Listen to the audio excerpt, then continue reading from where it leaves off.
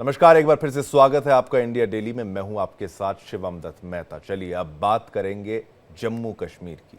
जम्मू कश्मीर में एक नया राजनीतिक तूफान खड़ा हो गया है। जम्मू कश्मीर से साल 2019 में 370 हटाने के कई महीनों तक घाटी में तनाव देखा गया, लेकिन जम्मू कश्मीर में विधानसभा चुनाव होने के बाद अब शांति का माहौल है। लेकिन raw research and analysis wing raw के पूर्व चीफ एएस दुलत की एक किताब से एक बार फिर कश्मीर की सियासी फिजा गर्म हो चुकी है। दुलत की नई किताब the chief minister and the spy, यानी चीफ मिनिस्टर की भी बात कर रहे हैं और अपनी भी बात कर रहे हैं। उसमें किए गए दावों ने नेशनल कॉन्फ्रेंस के फारूक अब्दुल्ला को कटघरे में खड़ा कर दिया है।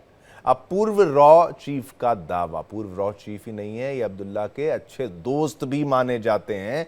पूर्व रॉ चीफ का दावा कि 370 रद्द करने के पक्ष में फारूक अब्दुल्ला थे, ये बड़ा एक सवालिया निशान खड़ा कर देता है। अगर थे तो विरोध क्यों कर रहे थे? अब जम्मू कश्मीर पीपल्स कॉन्फ्रेंस के प्रमुख सज्जाद लोन ने कहा कि उन्हें इस बात पर कोई हैरानी नहीं है। उन्होंने कहा, हमें पहले से ही इस बात का अंदाजा था। वहीं पीडीपी प्रमुख और पूर्व मुख्यमंत्री महबूबा मुफ्ती ने कहा कि यह जानकर कोई आश्चर्य नहीं हुआ, आई एम नॉट सरप्राइज्ड, क्योंकि नेशनल कॉन्फ्रेंस का शुरू से ही यह रुख रहा है कि सत्ता के लिए वो कुछ भी कर सकते हैं।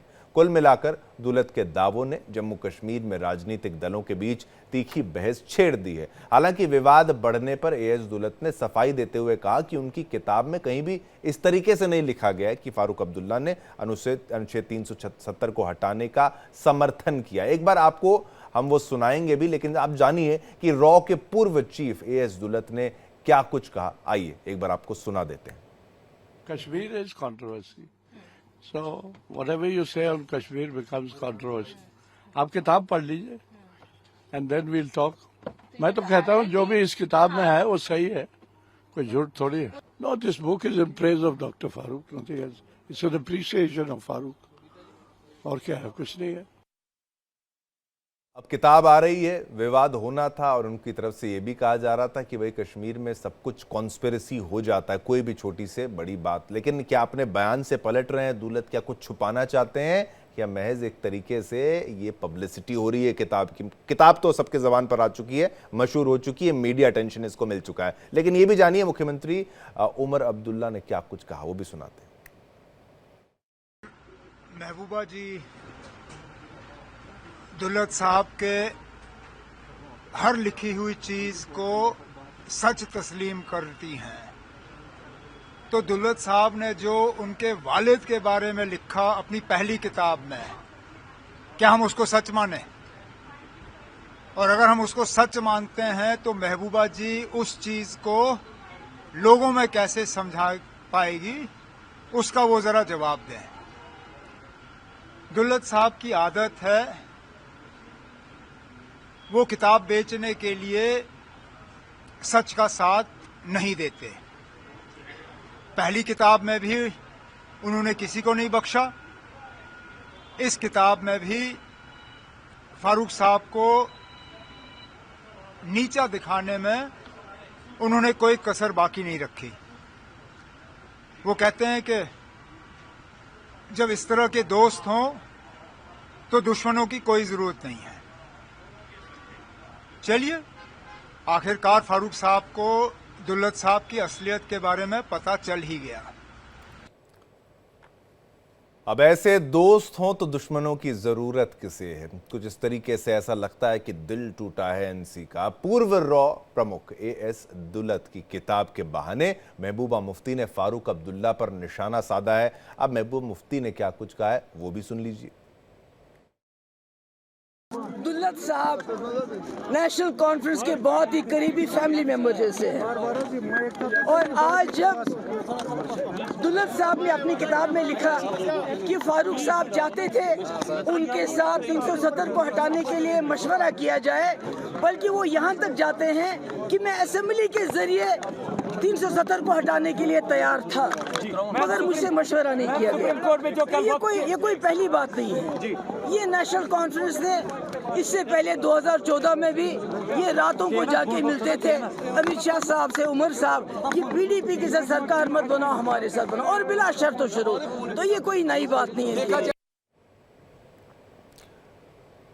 किताब के बहाने ही सही, लेकिन अब एक दूसरे पर वार पलटवार का सिलसिला, उसकी शुरुआत जो है वो हो चुकी है। अब कोई किसी को बख्शने के मूड में नजर नहीं आ रहा है। अब हर कोई ये साबित करने का प्रयास करेगा जम्मू कश्मीर की राजनीति में कि भाई हम विरोध में थे, ये विरोध में नहीं थे, या भाई इसने समर्थन किया, हमने समर्थन नहीं किया।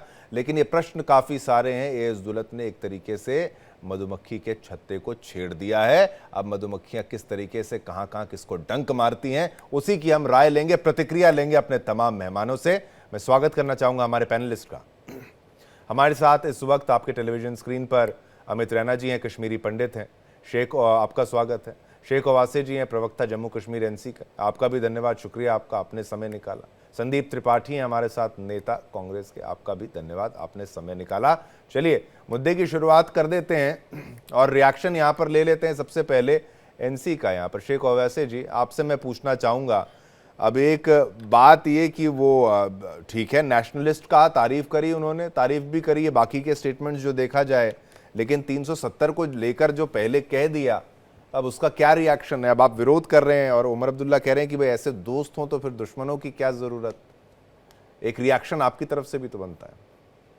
नहीं देखिए, उन्होंने खुद से जस्टिफाई कर दिया अपने स्टेटमेंट को, पहले ही बोल के कि उस किताब में ऐसा कुछ है नहीं, क्योंकि अभी तक वो मार्केट में आई भी नहीं है। और आप अभी सही फरमा रहे थे कि एक मुझे तो लग रहा है कि पर्सनल नोट पे एक पब्लिसिटी स्टंट, काफी अच्छा पब्लिसिटी स्टंट हुआ है। सारा media coverage free of cost मिल रहा है इनको इस चीज को लेके कि एक चुटकुला डाल के, जिससे वो किताब में ज्यादा इंटरेस्ट हो लोगों को और वो लोग वो किताब कल के डेट पे परचेज करे। वरना किताबें तो काफी सारे लोग लिखते हैं, but I feel he is been very lucky कि he is got such publicity out there. मतलब वरना महबूबा जी जो आज चला के बोल रही है, वाजपेयी टाइम्स जब इनकी पहली किताब आई थी एएस दौलत साहब की, तो उसमें काफी कुछ बयान किया गया था मरहूम मुफ्ती साहब के बारे में कि जी पैसे दे के ये पार्टी बनाई गई है, नागपुर से इसका सारा कंट्रोल चलता है। उसमें काफी कुछ खुलासा, फिर वो भी सही है। Then Mehbooba ji should understand कि अगर ये बात सही है, फिर वो बात भी सही है। मैं तो इसको एक जो आपकी ही चीज जो आपने बात फरमाई, मुझे तो एक पब्लिसिटी स्टंट के बगैर कुछ और इसमें कुछ दिखता नहीं है। लेकिन एक करीबी एक दोस्त, और वो कहते हैं कि भाई हर चीज के मामले पर वो मेरे से कंसल्ट करते थे। अब मिनिस्टर्स की चाहे कैबिनेट कह लीजिए, था हर चीज पर मुझसे कंसल्टेशन वो करते थे। अब इस बात को आप डिनाई करेंगे? अगर अब्दुल्ला साहब वहां पर डिनाई उसको जरूर करेंगे, लेकिन वो तो इस बात से तो आप डिनाई नहीं कर सकते कि वो अच्छे दोस्त थे, रिश्ते काफी गहरे थे। नहीं, तो उनके द्वारा कुछ बताया जाएगा तो उसमें बहुत सारी खुलासे बातें और भी निकल कर सामने आएंगी। बुक को पब्लिसिटी मिल चुकी है, बुक को पब्लिसिटी मिल चुकी है, उसमें कोई दो राय नहीं। मैं डिने नहीं कर सकता हूं कि उनकी फ्रेंडशिप नहीं थी या अभी भी है, व्हाटएवर। बट मैं इतना आपको बोल सकता हूं कि आप वो टाइम याद कीजिए जिस टाइम पे आप लोगों का भी चैनल वहां पे था, जिस टाइम पे डॉक्टर साहब अपने रेजिडेंस के गेट के ऊपर से निकले, बोले उन्होंने उस टाइम पे बोला कि कंट्री के जो होम मिनिस्टर है हमारे अमित शाह जी, ये जी पार्लियामेंट में झूठ बोल रहे हैं कि फारूक अब्दुल्ला साहब जी खुले हैं, वो घूम रहे हैं, ऐसी कोई बात नहीं है। अगर डॉक्टर साहब को पता थी तो उनको फिर होम मिनिस्टर को झूठा बोलने की क्या जरूरत थी, जो कि मीडिया ने भी दिखाया कि सच में डॉक्टर साहब उस टाइम पे बंद थे।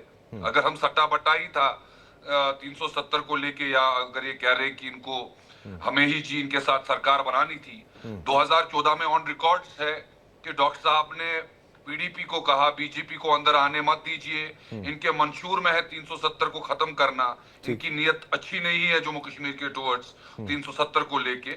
आप एक काम कीजिए, जो एमएलए हमारे पास है आप लीजिए, आप सरकार बनाइए, हमें कोई ना मंत्रालय चाहिए ना कुछ चाहिए, बट बीजेपी को दूर रखिए, इनके मैनिफेस्टो में है 370।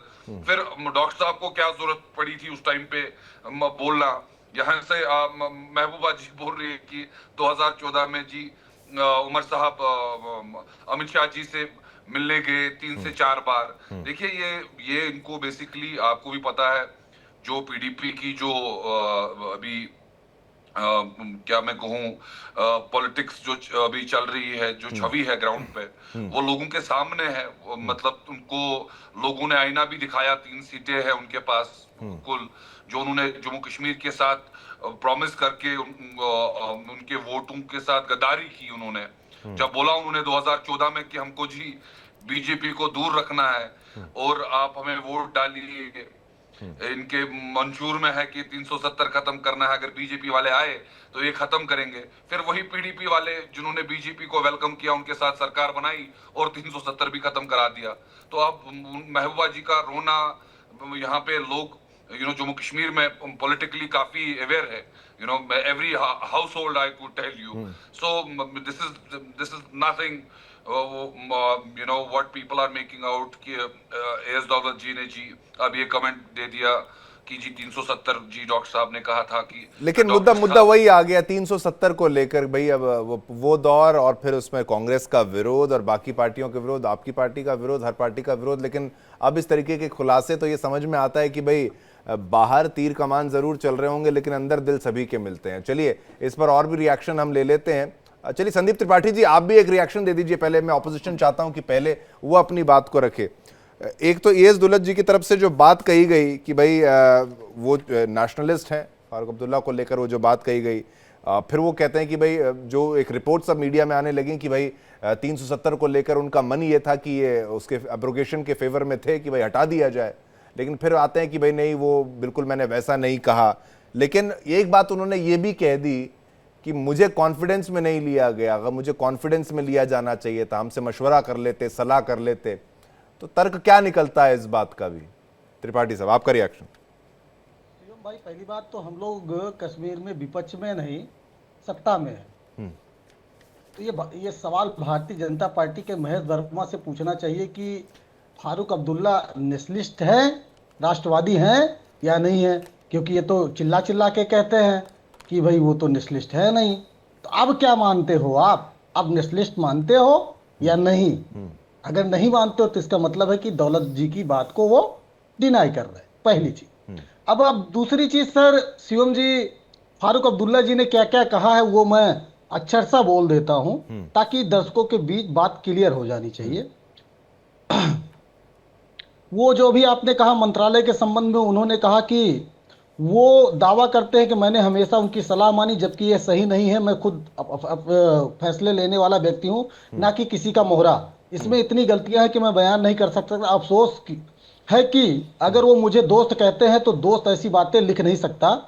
जब मैंने 1996 में हुकूमत बनाई तो वो किताब में लिखते हैं कि मैंने उनसे पूछा कि किसको मिनिस्टर बनाऊं। वो किताब में लिखते हैं कि छोटी हुकूमत बनाना, अगर उन्होंने यह कहा होता तो मैंने 25 मिनिस्टर कैसे बनाए होते।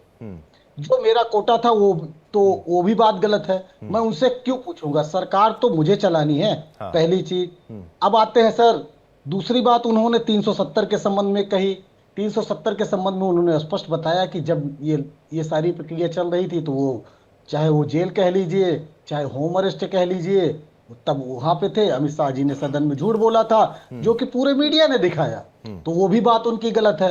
अब आते हैं सर, थोड़ा सा अभी जो बात आई कि जो है चर्चा, बिल्कुल सर। अब देखिए, मीडिया अटेंशन कौन नहीं चाहता। आज हम लोग डिबेट कर रहे हैं इस पे। मैं इसको डिबेट और डिस्कशन दोनों के दायरे में रख रहा हूं कि भाई मैं चलिए इस पर क्या विवाद, ठीक है, वो दोनों तरफ की बातें हैं। यहाँ पर हम कहेंगे कोई इसमें कंट्रोवर्सी ना डाल के आपकी बात रखें। संदीप जी आप बोलिए कंप्लीट करिए। हाँ। जी सर, डिबेट अभी शुरू नहीं हुई। हाँ, नहीं तो ये तो फायदा उनको फायदा मिल रहा है इस बात का ना। चर्चा हो रही है, डिस्कशन हो रहे हैं, उस किताब के बारे में लोग जानेंगे। तो ये जो चाहता है लिखने वाला लेखक, वो सारा कुछ मिल रहा है। ठीक। एक अगर अनुमति हो शिवम जी, तो हमारे बीच में एक कश्मीरी एक्टिविस्ट बैठे हैं। मैं अगर छोटा सा सवाल डिबेट की शुरुआत में पूछ लूं, मेरी दिली इच्छा है, इसलिए कि कश्मीरी ब्राह्मण है रैना साहब, जहां तक मैं जानता हूं। तो कश्मीरी ब्राह्मण के नाते मैं जानना चाह रहा हूं कि मोदी जी जब से आए हैं 11 वर्ष में, सर क्या वहां पर लोगों को कॉलोनी या जो घर वापसी थी, क्या कुछ हुई है क्या? दर्शकों को जरूर बताइएगा। चलिए ठीक है, चलिए आपके सारे पॉइंटर्स यहाँ पर ले लिए। हाँ नहीं ठीक है, बिल्कुल बिल्कुल आपकी बात है। वो अब पिछली सरकार में क्या हुआ, इस सरकार में क्या हुआ, इतना आसान अगर वहां पर होता तो क्यों ना कर दिया 5,000 जाता। हमने मकान बनाए थे सर, मनमोहन सिंह के समय 5,000 नहीं एक फिर साथ। आतंकवाद भी तो आप ही के दौर में था, 370 भी तो नहीं आप सर, ही के दौर में था। 1990 1990 जनता दल और नहीं भारतीय ठीक जनता है, पार्टी की नहीं मौजूदा ठीक है, सरकार। नहीं वो फिर वो आप ही बताइए ना, उसके बीच का दौर भी तो लंबा आपका वहां पर शासनकाल रहा कि नहीं रहा? इतना लंबा शासनकाल आपका भी रहा, आपका भी रहा। लेकिन देखिए दूसरे आप एक उंगली उनको उठाएंगे, चार आप पर आएंगी। महेश वर्मा जी भी हैं, महेश वर्मा जी से पहले फिर अमित रैना जी, आपको भी वो जवाब देने का मौका। क्या बदला है कश्मीरी पंडितों के लिए, महेश वर्मा जी? कि कश्मीरी पंडितों के लिए जो सबसे बड़ा ये बदला है कि उनको कहीं आत्मसम्मान के साथ, स्वाभिमान के साथ उनकी घर वापसी की एक प्रक्रिया शुरू हुई है। जहाँ के वो नागरिक हैं, जहाँ उनको एक दोहरी जिंदगी जीने पे लोगों ने मजबूर किया था, कम से कम उस जिल्लत की जिंदगी से बाहर निकलने का एक मौका मिला है।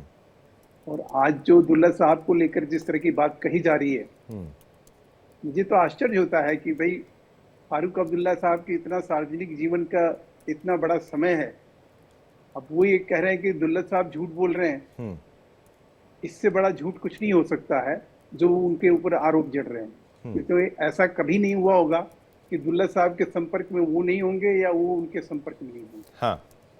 ये कह देने मात्र से कि नहीं साहब हम तो उनके संपर्क में, न कभी हमने उनसे कोई बातचीत करी, ना कभी हमने वास्ता रखा। रॉ के चीफ थे, जम्मू कश्मीर का एक टेरिटोरियल जो एक परिस्थिति में उसमें रॉ चीफ का रोल जो है वो बहुत ही इम्पोर्टेंट होता है। वो वहाँ चीफ मिनिस्टर रहे, वो वहाँ सांसद रहे, वो हमारे साथ भी रहे, और उमर अब्दुल्ला तो हमारे साथ मंत्री भी रहे। तो सवाल ये है कि ऐसे में धारा 370 को लेकर ये हाय तौबा और अलाप बिलाप और प्रलाप करने का वो समय निकल गया, क्योंकि धारा 370 हटाने का जो एक नहीं एक जो मुख्य प्रश्न महेश वर्मा जी ये कहा जा रहा है, जो दुलत जी की तरफ से यहाँ पर कहा गया कि दिल से वो भी इस बात के समर्थन में थे कि 370 का एब्रोगेशन हो, उसको जिस तरीके से डिनाई किया है, वो उसको गलत रिपोर्टिंग जरूर कहें, वो तमाम चीजें कहें, लेकिन उनके स्टेटमेंट्स में ये बात जरूर आई है, बाकी चैनल के इंटरव्यूज भी मैंने देखे, कि उनका ये कहना है कि मुझे कॉन्फिडेंस में नहीं लिया गया। ये बात यहाँ पर समझ में नहीं आ रही है।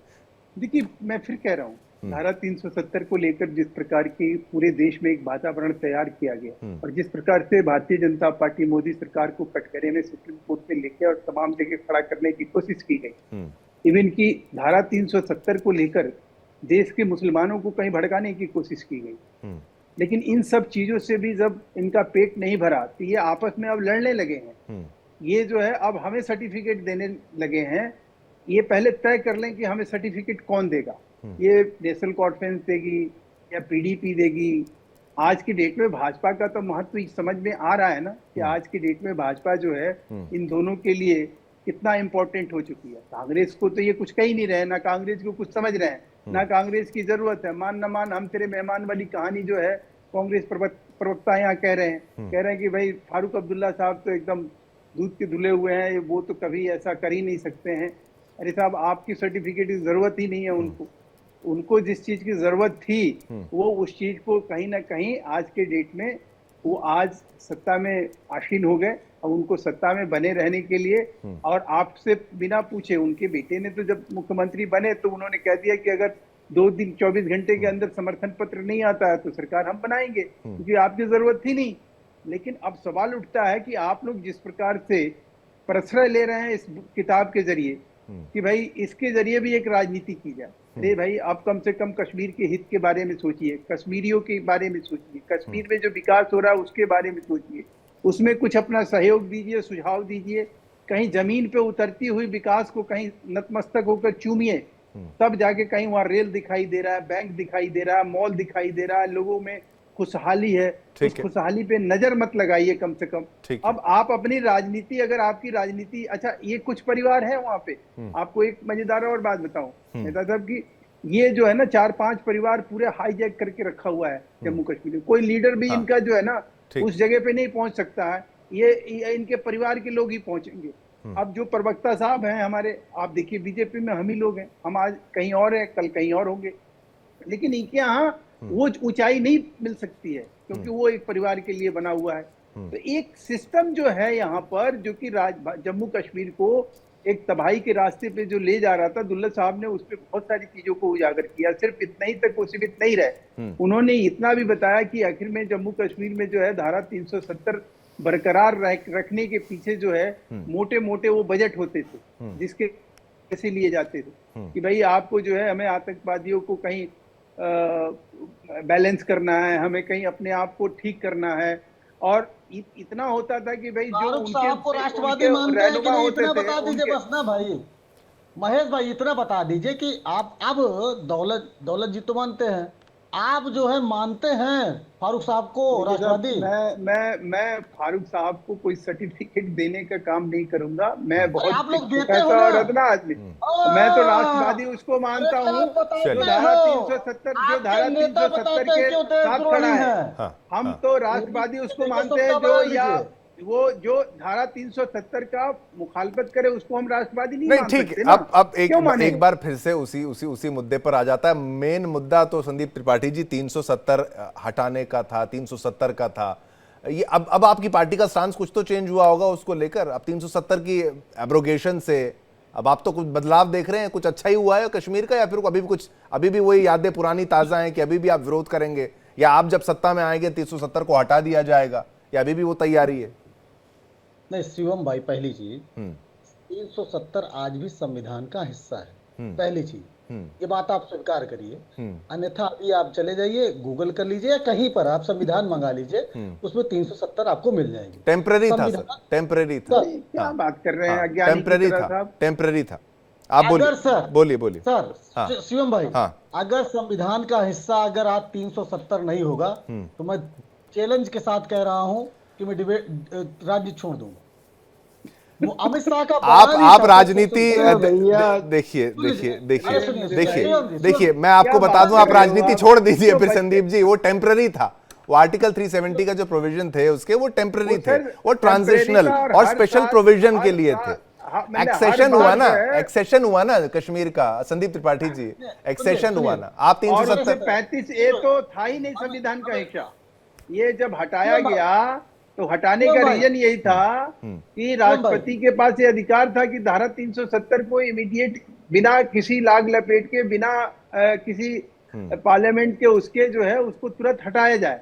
तो वो इसलिए हटाना। मैं और जोड़ देता हूं, मैं कहता हूं जवाहरलाल नेहरू जी ने कहा था article 370 is a temporary provision. ये एक टेम्पररी प्रोविजन है, ये परमानेंट पार्ट ऑफ कॉन्स्टिट्यूशन नहीं है। संदीप जी आप बड़ी बातें कर रहे हैं, आप राजनीति छोड़ने की बात कर रहे हैं।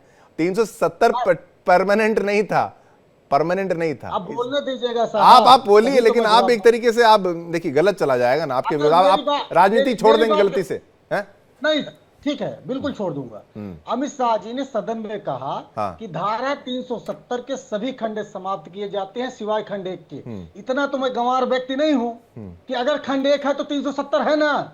मतलब क्या आप लोग चलाते हो? मैं चैलेंज कर रहा हूं, आप कहिए कि एंकरिंग छोड़ दूंगा मैं, अगर संविधान। अरे मैं एंकरिंग क्यों छोड़ूंगा? मैं कोई गलत बयानी कर नहीं रहा हूं। 370 टेम्पररी था।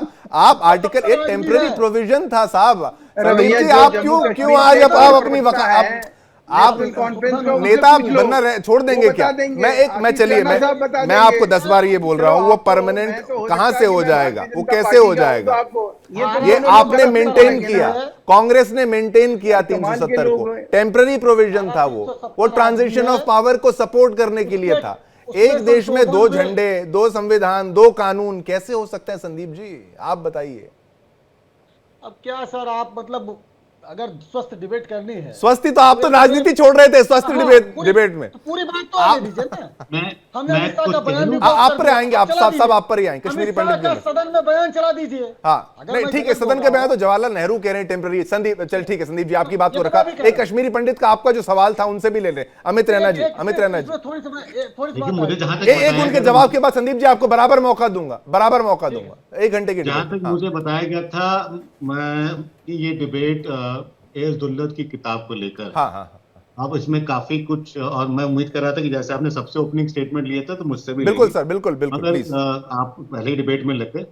आप देखिए, जहां तक एस दुल्लत की किताब की बात है और जहां तक डॉक्टर फारूक अब्दुल्ला को 370 के सपोर्ट में थे, मुझे नहीं लगता है, जितना मैं नेशनल कॉन्फ्रेंस को जानता हूं, जितना मैं डॉक्टर फारूक अब्दुल्ला को जानता हूं, क्या वो 370 के एब्रोगेशन के सपोर्ट में थे? मुझे नहीं लगता, क्योंकि 370 उनको एक राजा बना के रखता था जम्मू कश्मीर, अब्दुल्ला परिवार को या मुफ्ती परिवार को। तो कोई भी राजा नहीं चाहेगा कि उसकी राजशाही में कोई खलल आए। पर ये जरूर मैं मानूंगा कि उनको अवगत करा दिया गया था 2 अगस्त के आसपास प्रधानमंत्री कार्यालय में, जब वो मिले प्रधानमंत्री से, कि 370 अब्रोगेट होने वाला है। इस बात में भी दो राहें नहीं है, उनको क्लियर टर्म्स में बता दिया था। जहां तक बात आती है, जो कांग्रेस के प्रवक्ता हैं संदीप जी, उन्होंने सवाल पूछा था मुझसे कि क्या बदला है। देखिए, 2019 के बाद एक भारतीय होने के नाते पहले जवाब दूंगा, फिर कश्मीरी पंडित होने के नाते भी जवाब दूंगा। भारतीय होने के नाते कश्मीर में जो भय का माहौल था, खासकर एक आम कश्मीरी मुसलमान के लिए, चलिए हिंदू को तो छोड़ दिए, हिंदू तो कांग्रेस के शासन में पलायन कर चुके थे, एक आम कश्मीरी मुसलमान के लिए भी जो भय का माहौल था वो खत्म कर दिया गया।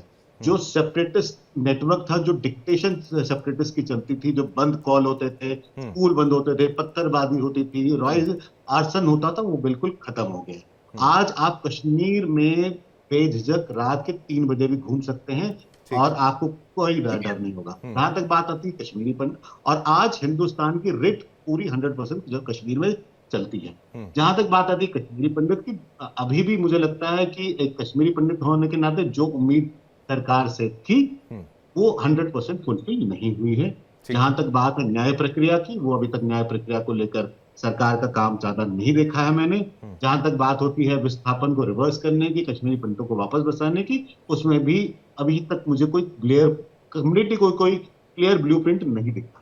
तो एक भारतीय होने के नाते काफी बदलाव हुआ है, एक कश्मीरी पंडित होने के नाते मुझे अभी भी सरकार से काफी नहीं, पर एक रीजन भी बता दीजिए कि भाई कांग्रेस तो घेरेगी, ठीक है, ऑपोजिशन पार्टी है, लेकिन एक आप रीजन तो बता दीजिए कि आप वापस वहां पर वाकई प्लेस करना संभव है, वहां के हालात में चेंजेस, या फिर वो टेररिज्म अभी भी कुछ इस हद तक इतनी है कि वो जो रिस्क है, फिजिकल रिस्क है, उसमें तो नहीं झोंका जा सकता किसी को भी, वो फिर उसकी जिम्मेदारी भी सरकार पर आएगी। बिल्कुल, जब तक पाकिस्तान अस्तित्व में है तब तक कश्मीर 100% सामान्य नहीं हो, ये बात हमको घाट बांध लेनी चाहिए। ठीक है, मगर इसको हम कितने अच्छे नियंत्रण में रख सकते हैं, ये सरकार के विल पावर पे डिपेंड करता है, और इस सरकार ने वो विल पावर दिखा दिया। अब जहां तक बात है कश्मीरी पंडित की, कश्मीरी पंडित को एक एजेंडा के तहत निकाला गया, और वापस आज कश्मीरी पंडित का जाना मुश्किल इसलिए हो जाता है कि वो हमेशा टारगेट पे रहेगा और हमेशा उसकी किलिंग होगी। अगर आप देखेंगे 2019 के बाद जो लाइन में किलिंग हुई, उसमें अधिकतर कश्मीरी पंडित थे, क्योंकि एक मैसेज भेजा जा रहा था कम्युनिटी को कि आप आज भी वापस वेलकम नहीं है। तो अगर सरकार कश्मीरी पंडितों को वापस चाहती है तो उसको लेकर कुछ ठोस कदम उठाने पड़ेंगे, जिसमें एक 1 प्लेस सेटलमेंट सबसे बड़ा प्रोविजन है, जो समुदाय पिछले 30 साल से कह रहा है कि एक तो हमें 1 प्लेस सेटलमेंट दीजिए, और दूसरा जो न्याय प्रक्रिया, पिछले 35 साल में 0 कन्विक्शन है किसी भी कश्मीरी पंडित किलिंग को लेकर, और उसको लेकर कोई भी कन्विक्शन, उसको लेकर किसी भी कन्विक्शन नहीं हुई। अब आप देखिए, राजनीति जो नेशनल कॉन्फ्रेंस और पीडीपी भी करते हैं, दोनों के मैनिफेस्टो में बड़ा क्लियरली लिखा हुआ था कि कश्मीरी पंडित के पुनर्वास को लेकर काम किया जाएगा, ये इंपॉर्टेंट पॉइंट्स में। और असेंबली आने के बाद ऑटोनॉमी का रेजोल्यूशन हो गया, 370 का रेजोल्यूशन हो गया, वक्फ को लेकर डिस्कशन हो गया है, मगर कश्मीरी पंडित विस्थापन को रिवर्स करने के लिए नेशनल कॉन्फ्रेंस ने, जिसने अपने मैनिफेस्टो में वोट पाने के लिए लिखा था कि कश्मीरी पंडित एक्सोडस को रिवर्स किया जाएगा, उन्होंने उसके लेकर कोई कदम नहीं किया। एक सिंबॉलिक जेस्चर, अगर आप 370 के लिए बढ़ चढ़कर एक रेजोल्यूशन ला सकते थे, तो एक रेजोल्यूशन कश्मीरी पंडित के न्याय को लेकर, एक कश्मीरी पंडित के जेनोसाइड को रिवर्स करने को लेकर, उनके वापस आने को लेकर एक रिस्पांस आपके प्रश्न का यहां पर ले लेते हैं, हमारे साथ वो भी हैं, उनसे भी अपना जो रिस्पांस उनका भी ले लेते हैं, एनसी का भी रिस्पांस। नेशनल कॉन्फ्रेंस का क्या रुख रहेगा यहां पर, अगर मैं आपसे पूछूं तो वो भी बता दीजिए। शेख ओवैसी जी भी हमारे साथ इस वक्त हैं। शेख जी, अब इनके प्रश्नों का उत्तर आप दे सकते हैं। कश्मीरी पंडित का उनकी जो पीड़ा है, उनके मन में जो बात है, भाई आपकी पार्टी एक रोल अगर वहां पर अदा कर सकती है, प्ले कर सकती है, तो क्या रोल है वो? नहीं, मुझे लगता है कि हमारे भाई रैना जी को शायद याद नहीं है कि उमर साहब की टाइम पे, कि जिस टाइम पे उमर साहब पहली बार सीएम बने, उसी टाइम पे एक इनिशिएटिव लिया गया कश्मीरी पंडित्स को बसाने का।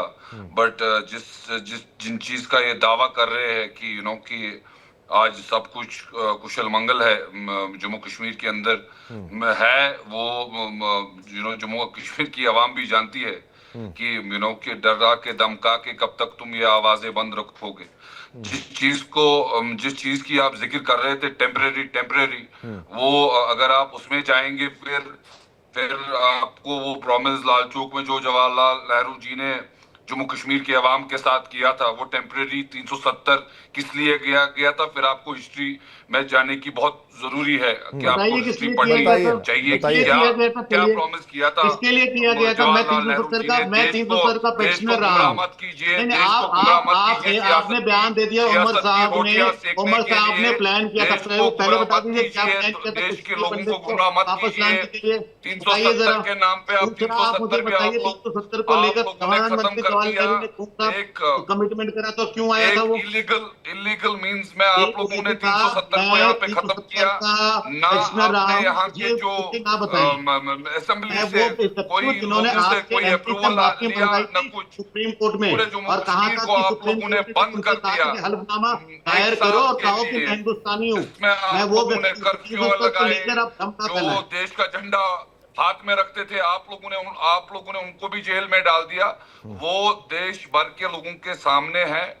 नहीं, 370 हट गया। शेख ओवासे जी, शेख ओवासे जी, हमें पूरा यकीन है। शेख ओवासे जी, 370 हट गया। अब क्या दिक्कत है, मुझे बताइए ना, क्या परेशानी है वहां पर? 370 रह जाता तो क्या आपको क्या फायदा हो जाता?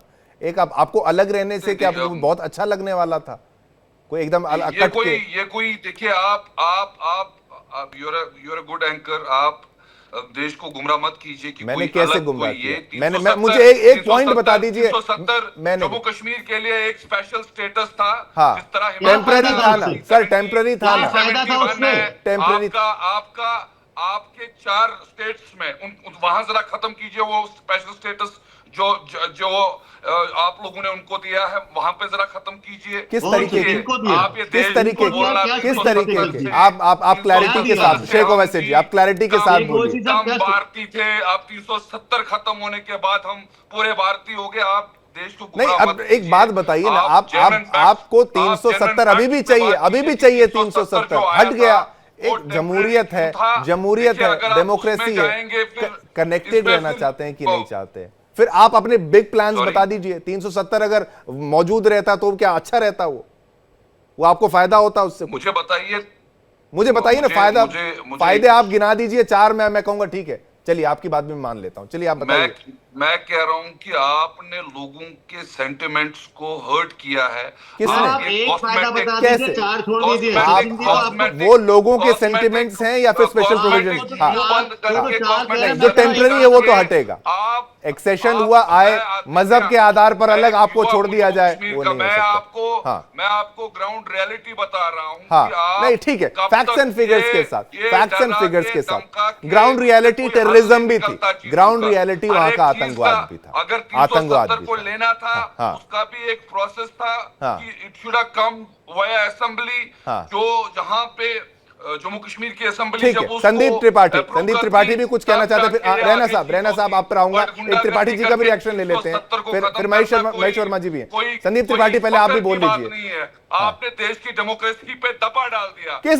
किस बात का दबा डाल दिया? पूरा देश चाहता है जम्मू कश्मीर। एक बात बताइए, आप अलग चलने का प्रयास अगर करेगा कोई, आप 370, मुझे बताइए, आप ये बताइए, 370 एक अलग चलने का जो प्रयास किया जा रहा है, हम कहते हैं कि जम्मू कश्मीर भारत का हिस्सा, आप हमारे हिस्सा, तो उसमें 370 क्यों मेंटेन करना चाहते हैं? 4 तक पहुंचते तो इनकी सांसें रुक जाएंगी। इनसे कहिए एक फायदा बता दें 370 का। मैं वही कह रहा हूं, चलिए 2 बता दीजिए, 3 बता दीजिए। 4 भी नहीं, क्या है 370? बता दीजिए। आप रखिए 370, बताइए क्या? मुझे बताइए 370 में गलत था क्या? सब कुछ गलत था, टेम्पररी, आपको अलग से सब कुछ, आप अलग देश की तरह, एक अलग देश की तरह, एक देखिए, आपके लैंड राइट्स आपके पास है, किसी से कोई लैंड राइट्स नहीं जाते। देखिए आप किस तरीके से देखिए, अब उस पे आपको क्या लगता है कि जो व्हाट्सएप पे चलता है कि लोग आके जमीनें खरीद लेंगे, ऐसा संभव होता है क्या? वो तो फिर जम्मू में क्या कुछ किया गया, डेमोग्राफी चेंज, वो अलग चीजें हैं ना। फिर आप आरोप पे आरोप लगाए। 370 वहां रहता तो क्या लाभ रहता आपको? क्या आप बहुत वहां पर जन्नत बन जाता? मुझे 1 लाख गिनवाइए 370 को खत्म करने के बाद। मैं तो कह रहा हूं ना, भारत से आपकी कनेक्टिविटी बिल्कुल हो गई है। जो सेंट्रल कनेक्टिविटी आपकी है बिल्कुल बन चुकी है। अब विवाद खत्म हो गया है। राष्ट्रवाद। चलिए एक रैना जी का रिस्पॉन्स, रैना जी का रिस्पॉन्स। इनको एक लाभ नहीं, मैं अनेकों लाभ बताता हूँ 370 हटाने का। एक, जितने भी भारत के प्रोग्रेसिव लॉज थे सारे वो एप्लीकेबल हो गए, सारे जम्मू कश्मीर में अप्लाई हो गए। दूसरा, जो इन्होंने 75 साल से महिलाओं के साथ, वाल्मीकि समाज के साथ, वेस्ट पाकिस्तान से रिफ्यूजियों के साथ, पाकिस्तान ऑक्यूपाइड जम्मू कश्मीर के रिफ्यूजियों के साथ, गुज्जर बकरवालों के साथ जो डिस्क्रिमिनेशन कर रखा था वो सब खत्म हो गया। इन्होंने जो वाल्मीकि समाज को निरंतर प्रयास करके रखा था कि वो एक ऐसी सोसाइटी रहे जो कभी प्रोग्रेस ना कर सके, वो खत्म हो गया है। महिलाओं के साथ जिनको इक्वल राइट्स नहीं मिलते थे वो खत्म हो गया। अगर आपको ये प्रोग्रेस नहीं दिखता है तो फिर भगवान जाने फिर आपको प्रोग्रेस क्या दिखता है। आप यहाँ पे डिफेंड कर रहे हैं 370 नहीं हटना चाहिए। हम आपसे पूछे एक फायदा बता दीजिए। आप अपने स्टैंड को डिफेंड नहीं कर पा रहे, आप एक फायदा नहीं बता पा रहे और उल्टा हमसे पूछ रहे कि क्यों हटाया है। आप एक फायदा बता दीजिए। एक आपके नेता चिल्ला कर रैलियों में पाकिस्तान जिंदाबाद करते थे, असेंबली में जिंदाबाद करते थे। आज उनकी हिम्मत नहीं होती वो करने की। समझ गए आप? बिल्कुल क्या करते हैं? क्या करते थे वो? सुप्रीम कोर्ट में किस चीज की माफी मांग के आए वो? किस चीज की माफी मांगी है उन्होंने? डेविड जो उन्होंने फाइल करा कपिल सिब्बल के द्वारा, उन्होंने कहा मैं हिंदुस्तानी हूँ। वो क्यों करा उन्होंने? फिर ये जो आपने इस्लामिक स्टेट क्रिएट कर रखा था 70 की आड़ में, वो खत्म हो गया। जो आप बीजेपी के बताइए, आपको निकालने वाले कौन थे? 90 मुसलमान बरादरी को निकालने वाले आपने डिस्क्रिमिनेशन कर रखा था, वो खत्म बताइए कौन थे? आपकी राजशाही चलती थी 370 के तहत, वो खत्म हो गई है। इसलिए मैं कहता हूं कि वो फारूक अब्दुल्ला कभी नहीं चाहते होंगे 370 हटे। वो अगर चाहते, मगर हाँ ये जरूर है कि उनको पता था कि 370 हटने वाला है और वो इसीलिए गए प्रधानमंत्री के पास कि इसको ना हटाइए। मैं ये ओवैसी साहब, मैं ये कह रहा हूं कि आप नहीं चाहते, हम आपको ये थोड़ी ना कह रहे हैं कि पाकिस्तान से कोई प्रेम है, लेकिन कुछ ऐसी पार्टियां थी, कुछ देखिए हुर्रियत हो गई, ये तमाम जो सेपरेटिज्म की थॉट प्रोसेस को लेकर आगे चलते हैं, उनको तो यहां पर एक तरीके से ईंधन काम कर रहा था ना 370 कि भाई हम अलग हैं। एक साइकोलॉजिकल बैरियर तो बिल्कुल था ना कि भाई 300 आप ये अलग चल रहे हैं, हम अलग चल रहे हैं, हम पर वो लॉज एप्लीकेबल उस तरीके से नहीं होते हैं, हमारा अलग पीनल कोड रहेगा, सब कुछ अलग रहेगा। अब वो चीजें बदलाव हुई ना, वो बदलाव तो हुई ना। ओवैसी साहब एक क्विक रिस्पांस आपका।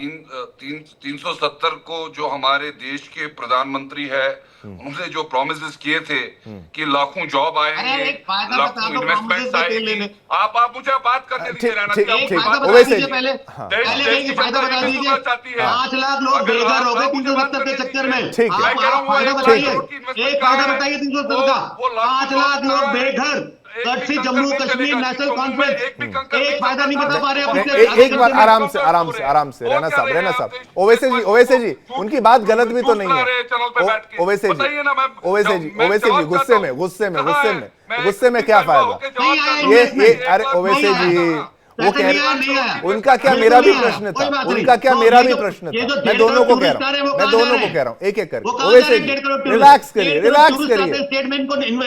इनको इकोनॉमिक्स नहीं दिखती है। नहीं ठीक है, मैं फायदे की बात ओवैसी जी बड़े प्यार से बताइए ना क्या फायदा? 370 रहता वहां पर क्या फायदा? हट गया, आप क्या दिक्कत है? संदीप जी भी वेट कर रहे हैं आपके रिस्पांस के बाद, संदीप जी के पास जाना है। मैं तो आपको क्लियर कह रहा हूं, जो 370 का जो डर इन्होंने पूरे देश में घुसेड़ दिया था वो बेमतलब था। मैं तो आपको कह रहा हूं 370 एक देश के कानून ने ही हमको दिया था, हमने कहीं पाकिस्तान से उठा के तो नहीं लाया था। देश के कानून ने वापस ले लिया। अब क्या मतलब जैसे ठीक है।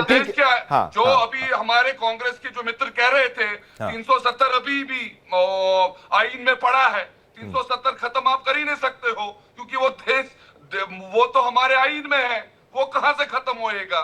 आप मुझे ये खोखले वादे मुझे बताइए। मैं इनसे पूछ रहा हूं, मुझे देश के प्रधानमंत्री ने प्रॉमिस किया कि हमें जी 1 लाख जॉब्स मिलेंगे, आपने भी प्रॉमिस किया, आपने इलेक्शन में प्रॉमिस किया 3 लाख जॉब इन्वेस्टमेंट 1 महीने में दे देंगे। क्या हुआ उसका?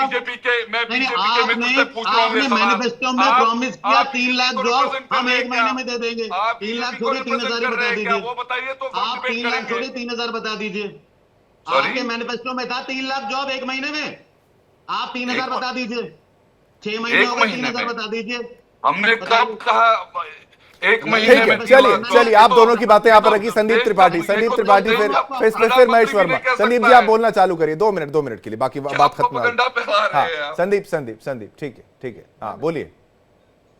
शिवम जी, हाँ देखिए 370 क्यों आई, थोड़ा उस पर भी हमें सोचना होगा, या क्यों दिया गया। हाँ अभी एक शेख भाई ने कहा और 4 राज्यों की, 4 राज्य ही नहीं सर, ये देश 565 रियासतों में बटा था। हाँ, जब देश का एकीकरण हुआ तो अंग्रेजों ने जो प्रोविजन दिया था उन्होंने कहा था जितने भी राजा थे उनको 3 ऑप्शन दिए गए थे। उनको कहा गया था या आप पाकिस्तान में चले जाइए, या भारत में रहिए, या आप स्वतंत्र अपने आप को रख सकते हैं। ये कांग्रेस के हाथ में नहीं था, ये अंग्रेजों के द्वारा दिया गया एक सिस्टम था। उस समय हमने किसी को रसगुल्ला देकर मनाया कि भैया आप अपनी रियासत भारत में ला दीजिए, किसी को हमने लड्डू दिया, किसी को हमने और भी आप बताया कि आपकी संस्कृति की रक्षा करेंगे, हम आपके जो है इस तरीके से आपको स्पेशल प्रोविजन देंगे, स्पेशल राज्य का स्टेट। सुन लीजिए शिवम जी, बिहार जैसे बिहार राज्य है, बिहार के नीतीश जी अभी स्पेशल स्टेटस की मांग कर रहे थे ना, स्पेशल स्टेट दे दिया जाए उनको। क्या था वो, क्यों दे दिया जाए? मतलब अगर ये कहा जाए तो नहीं सर, एक्चुअली होता ये है कि कोई भी जो मुखिया होता है, अगर आपको लगता है कि ये इसके साथ आइए हमारे साथ आ रहे हैं, इनको भी कुछ चाहिए ऐसा कि जिससे ये भी संतुष्ट रहे, तो वो इस बात की पूर्ति करता है। अब ये सर आप क्या जानते हैं कि गुजरात में संदीप त्रिपाठी ना बोलिए किसानी के लिए जमीन, सुन ले, किसानी के लिए जमीन नहीं खरीद सकते। क्यों भाई? मोदी जी बड़ी बात कश्मीर में जाकर करेंगे तो अपने हाथ दीजिए ना उत्तर प्रदेश के लोगों को किसानी के लिए जमीन खरीद ले, हम क्यों नहीं खरीद सकते? आप ऐसे तो संदीप जी लोकल लोगों की भावनाओं का भी हिसाब रहता है। पहाड़ी जमीनों पर भी हर आदमी वहां पर पहाड़ों में जाके जमीन नहीं खरीद सकता। मेघालय में भी आप जाइए, मेघालय में आप जाइए ना, आप मेघालय का भी उदाहरण जानिए ना। उत्तर पूर्व में तो मैं रहा हूं, मैं आपको बता रहा हूं। ऑटोनॉमी, ट्राइबल लोगों की राइट्स की सुरक्षा, वो तमाम चीजें इग्नोर कर दें। इंस्ट्रूमेंट ऑफ एक्सेशन हुआ था जम्मू कश्मीर में। आइए बोलिए जी। इसी तरीके से अलग अलग राज्य और अलग अलग रियासतें आई थी। तो इसी तरीके से जब वहां पर जो सिचुएशन थी, जब राजा हरि सिंह ने हमारे साथ आने और पाकिस्तान जान दोनों के साथ इनकार कर दिया, तो उसके बाद वहां सर कंडीशन, शेख अब्दुल्ला जी जिसकी बात हो रही थी, शेख अब्दुल्ला जी उस समय प्रधानमंत्री थे, इसलिए कि अंग्रेजों की डेमोक्रेसी, यानी अंग्रेजों की जो अंतरिम सरकार हुआ करती थी अंग्रेजों के अंडर में, उसका भी वहां पर भी गठन हुआ था। वो प्रधानमंत्री हुआ करते थे। तो जिस तरीके से वो हमारे साथ आए, तो हमको सबको, हर एक जो स्टेट होल्डर था, सबको संतुष्ट करना था। हाँ। और सर सरदार पटेल जी, पंडित जवाहरलाल नेहरू को कहा जाता है, पंडित जवाहरलाल नेहरू जब ये 370 आर्टिकल लागू हुआ आया सदन में, तब नेहरू जी थे ही नहीं, सरदार वल्लभ भाई पटेल जी उस समय जो है इसको सदन में पेश करते हैं और जो है पारित कराते हैं। और एक बड़ी मजेदार बात, अमित भाई आपने बड़ी साफ गोई से बात कही कि कश्मीरी पंडितों के साथ आज भी अन्याय हो रहा है। मैं बिल्कुल आपको सराहता हूं आपको, लेकिन ये बताना चाहिए था कि किस तरीके से कश्मीरी हमारे पंडितों की हत्या होने के बाद 19 के बाद आप 1 साल तक धरने पर बैठे रहे, 1 साल से ज्यादा। ठीक, एक व्यक्ति आपसे मिलने तक नहीं जाता है। ठीक, और आप उनका समर्थन करिएगा। हमने उसी जम्मू में 5000 मकान एक साथ बनाकर दिए कश्मीरी पंडितों को। 3200 रुपए पेंशन हमने दिया, 3200 से 33 रुपए, 3300 आज तक जो है मौजूदा भारत सरकार ने नहीं किया। 10 वर्ष हो गए इनको, 3200 पे हमने छोड़ा था, 3300 रुपए ये नहीं कर पाए। तो मैं ये सिर्फ इतना कहना चाहूंगा, ये भारतीय जनता पार्टी जिसने वहां पर 89 के बाद जब इनकी राजनीति में ये फेल हो जाते हैं और हिंदू मुस्लिम की राजनीति करना शुरू करते हैं, तो उसका दंश जो यहाँ पर बाबरी विध्वंस से लेकर जो इनकी कमंडल की राजनीति शुरू हुई, बाबरी विध्वंस कहां से आ गया? अब बाबरी विध्वंस वाला मुद्दा क्या? बाबरी वो गलत था। दक्षिणपंथी राजनीति के बारे में आपने पढ़ा है सर? नहीं, उदय पढ़ा है आपने? आप मुझे पढ़ेंगे तो उसके बाद कश्मीरी पंडितों के दर्द को समझेंगे आप। हाँ, जब आप सुनिए सर, आप मुझे ये बताइए ना, बाबरी विध्वंस यहाँ पर कहां से आ गया? 370 मेरे भाई हैं। कौन? मेरे भाई हैं सर, कौन? कश्मीरी पंडित मेरे भाई हैं। हाँ ठीक है, सबके भाई है, रिश्तेदार है हमारे, तो हम तो कुछ नहीं कह रहे। लेकिन संदीप जी हमारे भी ब्लड रिलेशन से हाँ ठीक है, दुख होता है सर। हाँ दुख होता है। अरे दुख होता है तो दुख तब भी होना चाहिए था ना, कांग्रेस की भी लंबी सरकार थी, तब भी दुख होता था आपको? सर हमने बताया कि 3200 रुपए पेंशन, हाँ हाँ, नौकरी, हाँ, 5000 आवास, ठीक है, दिल्ली में जो है अस्थायी कॉलोनी से लेकर इनके रहने की व्यवस्था, सब कुछ जो भी हम कर सकते थे हमने करने का प्रयास किया। लेकिन मैं फिर कह रहा हूं कि ये कश्मीरी पंडितों को दर्द इसीलिए मिला। मुझे ये बताइए, कश्मीरी पंडितों का दर्द वो है 1990, आप देखिए जो एक्सोडस हुआ था कश्मीरी पंडितों का, आप कहते हैं कि भाई उस दौरान वो सरकार थी, फला सरकार थी, उसके बाद भी आपके पास मौका था, उसके बाद भी आपके पास काफी समय था, हमने लगातार काम किया सर। हाँ किया ना, बिल्कुल किया। क्या किया बताइए ना, क्या किया संदीप जी? क्या ऐसा करा कि कश्मीरी पंडित आपके समय में भी तो वापस जा सकते थे? सारा काम मोदी जी ही करें।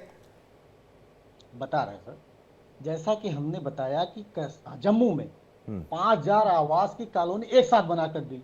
ये 500 की कॉलोनी क्या 10 साल में नहीं बना सकते थे क्या सर? आप समझिए हम क्या कह रहे हैं।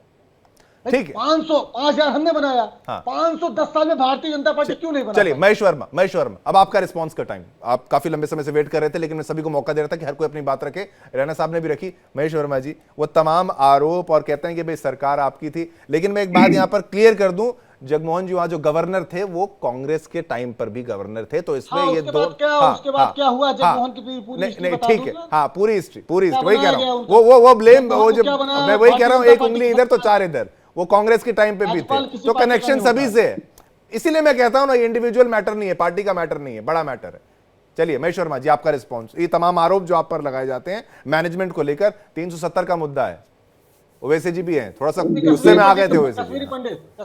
बिल्कुल है, सारे मुद्दे हैं। मैं तो कहता हूँ बस वापस बसाने जैसा माहौल बनाया जाए ना। देखिए इस देश में दो सबसे बड़े नरसंहार हुए, सभ्य तरीका थोड़ी है। हाँ, डिबेट करने का ये कौन सा सभ्य तरीका है? नहीं महेश जी बोलिए, आप बढ़िया तरीका है। नहीं, मेरा ये कहना है कि देखिए देश में दो सबसे बड़े नरसंहार हुए, एक तो सिखों का, दूसरा कश्मीरियों का।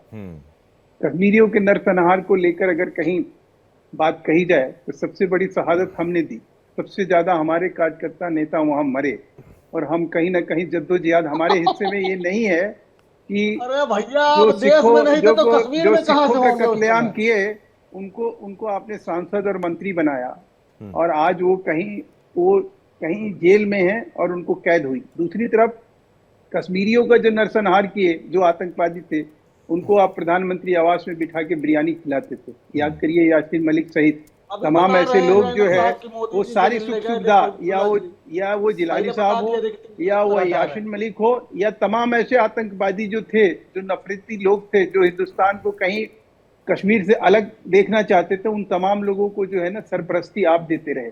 अब रही बात की धारा 370 जो आज आपका मुद्दा है, जिसके ऊपर जो है आपने सारे ये कहीं लोगों के विचार समझने की कोशिश की, मैं समझ में नहीं आ रहा है मुझे कि आखिर में लोकतंत्र और जनतंत्र में वो कौन सा मापदंड होता है कि वो किसी बात पे किस तरह से मोहर लगाई जाए। सवाल यह है कि धारा 370 जब हटा तब ये कहा गया कि खून खराब है, खून की नदी बह जाएगी। कौन सी खून की नदी बनी? उसके बाद लोकल चुनाव हुआ, सबसे ज्यादा लोकल चुनाव में जो वोट प्रतिशत था धारा 370 हटने के बाद, यानी जनादेश और जनअपेक्षा जो थी वो धारा 370 हटाने की थी, उसके ऊपर मोहर लगी। उसके बाद मेंबर ऑफ पार्लियामेंट का चुनाव हुआ, संसद का, लोकसभा का चुनाव हुआ, उसमें भी बम्पर वोट पड़े, जिसके लिए पूरी ताकत लगाई गई कि भाई किसी न किसी तरह से वोट प्रतिशत कम होगा तो धारा 370 हटाने का जो एक फैसला है उसके ऊपर कहीं ना कहीं असर पड़ेगा। लेकिन वो भी एक तरह से जो है इन लोगों का वो भी मंसूबे पे पानी फिर गया। तीसरा, एक न्याय तंत्र हमारा जो सुप्रीम कोर्ट है उसने भी कहीं मोहर लगाई। संसद जो हमारा सर्वोच्च, इस देश का सर्वोच्च संरक्षक है, वो हमारे संविधान का संरक्षक है, हम सारे फैसले वहां करते हैं, वहां मोहर लगी। अब इन सब चीजों के बावजूद भी आज की डेट में इस किताब में लिखी गई बात और धारा 370 को लेकर आज भी औखलाहट बौखलाहट और आज भी छटपटाहट और आज भी उसके ऊपर राजनीति, मैं समझता हूं कि ये अपने आप में दर्शाता है कि ये वही मानसिकता है जो आज भी सोच रहे हैं कि इसके आड़ में हम कुछ अपनी राजनीति रोटी सेक लें, हम कुछ हासिल कर लें। देश, देखिए सवाल यह है कि कश्मीर में जो आशीष जी की चिंता है कि भाई हमने 100% नहीं दिया, तब ये हो सकता है कि कोई भी सरकार जो है ना, हमसे आप अपेक्षा रखते हैं इसलिए आप हमसे कह सकते हैं, लेकिन जिनसे आप अपेक्षा ही नहीं रखते हैं, जिन्होंने नरसंहार किया हो, जो कहीं दैत्य की तरह आपके सामने खड़े थे, उनके सामने अगर कहीं हमने छाती ठोक के हमने अपनी कुर्बानी दी है, इस चीज को आप नकार नहीं सकते हैं। हमने आपको 100% नहीं दिया। अरे भाई, अरे यार क्या नाम बताए? अभी हाल में ही कम से कम हमारे दो देश में उस समय नहीं थे, अच्छे बड़े बड़े नेताओं को मारा गया। हमारे देश में नहीं थे, कश्मीर में कहां से पहुंच जाइएगा? नहीं, वहाँ खून की नदियां बहाई गई। हमारे जितने लोग मारे गए, आतंकवाद के हमारे नेता मारे गए, ये मारा गया, वो मारा गया। अरे भाई, स्वाभाविक है कि हम कहेंगे ना, धारा 370 के ऊपर सबसे बड़ा श्यामा प्रसाद मुखर्जी का जो है अमर बलिदान याद करिए, जिन्होंने 2 झंडे 2 निशान को लेकर वहाँ आंदोलन किया, धारा 370 को हटाने की उन्होंने अपनी कुर्बानी दी। हम उसको कैसे भुला देंगे? आप लोग मारने वाले लोग थे, हम मरने वाले लोग थे। आपने और हमने तो अंतर होगा ना। हो तो बंगाल, आपके पास नहीं, चलिए हमारे पास वो नहीं थे, लेकिन हम फिर आपसे कह रहे हैं। चलिए मुद्दे पर आते हैं, मुद्दे पर आते हैं, मुद्दे पर आते हैं, क्यों नहीं रहे? मुद्दे पर आते हैं। चलिए वापस आते हैं। रैना जी आपको मौका दूंगा, लेकिन संदीप जी एक प्रश्न आपसे, क्या है? हाँ संदीप जी एक प्रश्न आपसे, ओवैसी जी ये प्रश्न आपसे कि भाई किसी दिन आपकी सरकार आ जाएगी तो क्या 370 की वही स्टेटस को आप रिस्टोर कर देंगे क्या?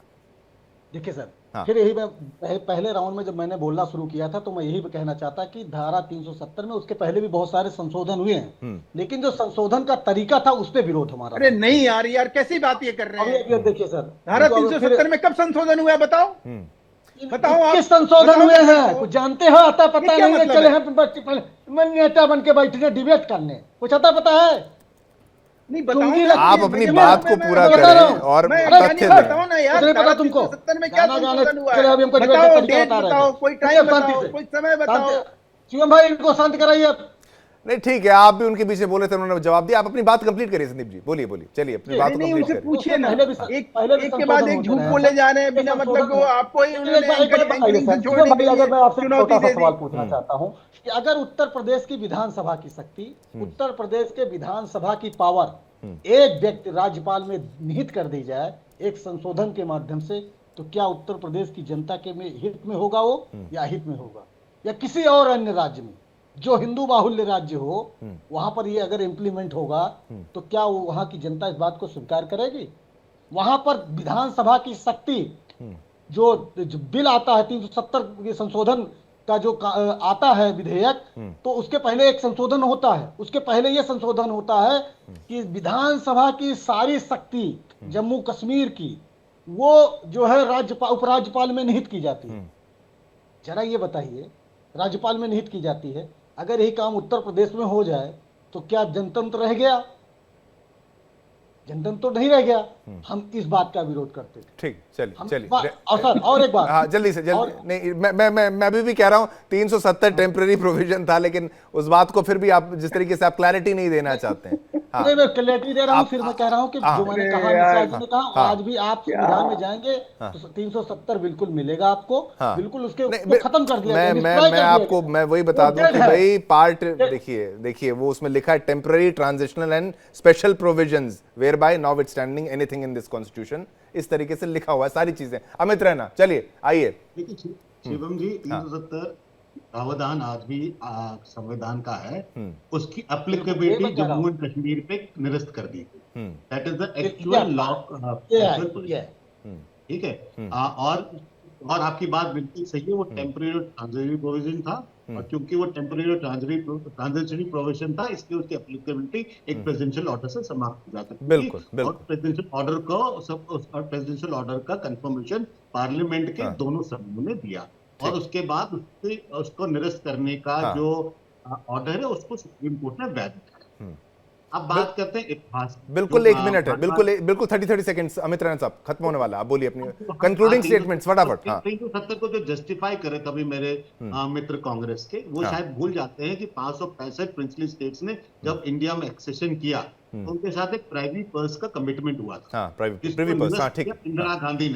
अगर जो इंदिरा गांधी करे वो ठीक है और कोई सरकार करे तो गलत है, तो ठीक है, अपने आप में दोहरे मापदंड है। बिल्कुल ठीक है, ये इतना ही समय था, लेकिन मैं फिर से कह दूं कि भाई इसमें लिखा था, जिस तरीके से आपने रैना साहब अंत में बहुत अच्छी बात कही, ये empowers the president to modify by order provisions of the constitution in their application to the state of Jammu Kashmir. ये टेम्पररी था। संदीप जी, राजनीति मत छोड़िएगा, हम चाहते हैं आप फिर आएं और फिर आपसे चर्चा की जाए। चलिए,